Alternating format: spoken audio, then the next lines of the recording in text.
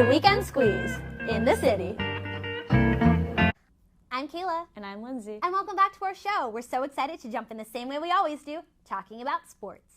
This week has been very eventful in sports, so let's jump right in. The NFL draft started Thursday night and will continue through the weekend. Working with NFL Radio this semester, all the work that I've done led up to Thursday night, and I predicted the top 7 picks correctly. Caleb Williams was the consensus #1 pick, so him going to Chicago was no surprise. Reigning Heisman Trophy winner Jayden Daniels went 2 to Washington.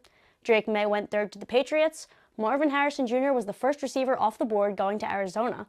Offensive lineman Joe Alt is heading to the Chargers.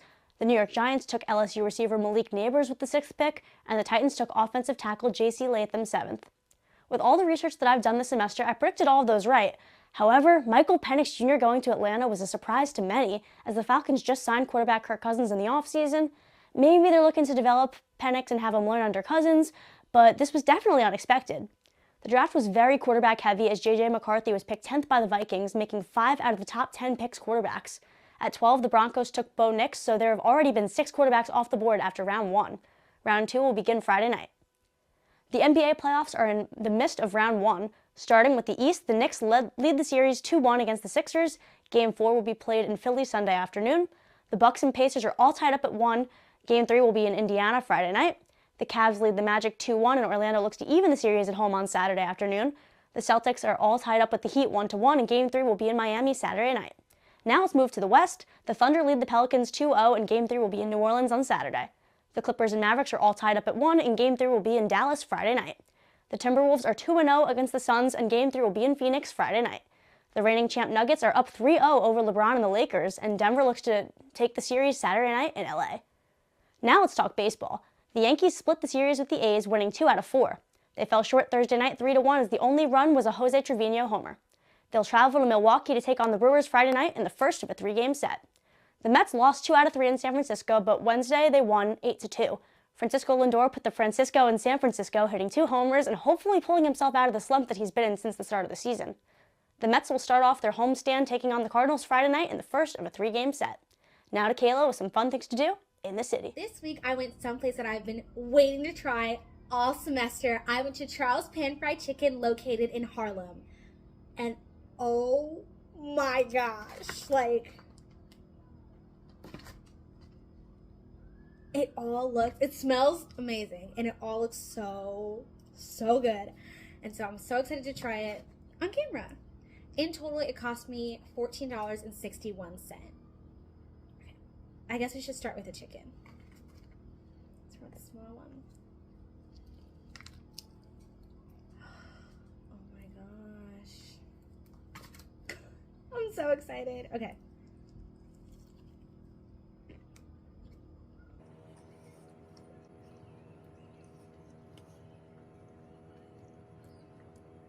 Wow.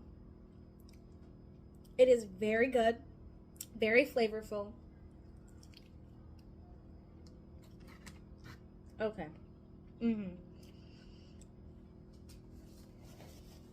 It's amazing. I also forgot to mention I got Southern Punch, so I'll try this one now.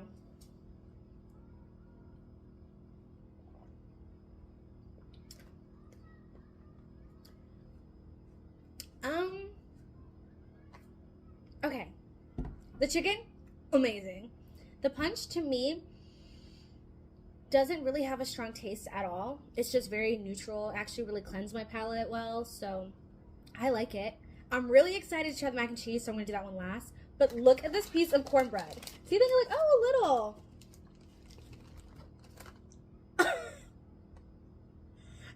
This is huge. Okay. Let me try some.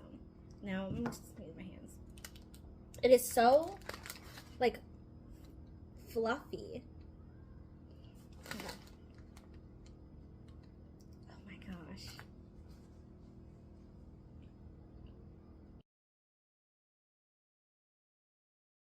That's really good. It is so fluffy in texture but dense in taste, if that makes sense. Wow. But it kind of just all melts in your mouth. That's really good too. Okay, the moment I've been waiting for, the mac and cheese. Oh my gosh. Oh my goodness. Okay.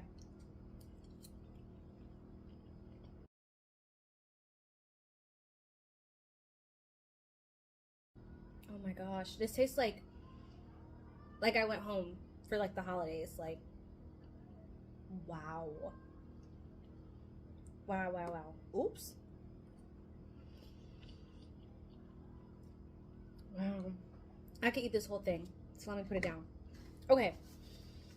In review, we had, of course, the chicken, the cornbread, the mac and cheese, and the juice.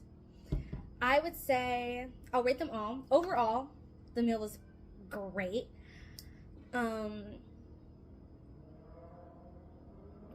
I think my top two things were the chicken and the mac and cheese, for sure. Then the cornbread, then the juice. I think if I were to give them each a rating out of 10, mac and cheese is a 10 out of 10 to me. Like, wow, I can't wait to like finish so I can eat more.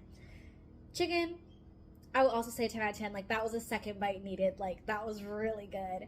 I would say the cornbread is an 8 out of 10. It's really fluffy and yummy. And then the juice, I would say like, ooh, 4.55. It's just a really plain, simple flavor that comes through, versus I was expecting something to be a little bit more sweet or strong. But that's not to say that it's bad. It's still really good. I'm still gonna drink the whole thing. But yeah, so that's Charles Pan Fried Chicken, located in Harlem. They have some other locations around New York City as well, and you can also order online. So I would definitely recommend and check it out. They also do lunch specials, dinner specials. They had a whole bunch of desserts that I didn't even get to order because I just wanted to start with the basics. And they also have like a $10 meal. That's what I did. And then plus the drink is what added on the extra $4. But I totally recommend Charles Pan Fried Chicken, located in Harlem and in New York City. And with that, we wrap up this week's episode. As always, make sure to follow us on Instagram at The Weekend Squeeze. And we'll see you on next week's episode of The Weekend Squeeze in the City.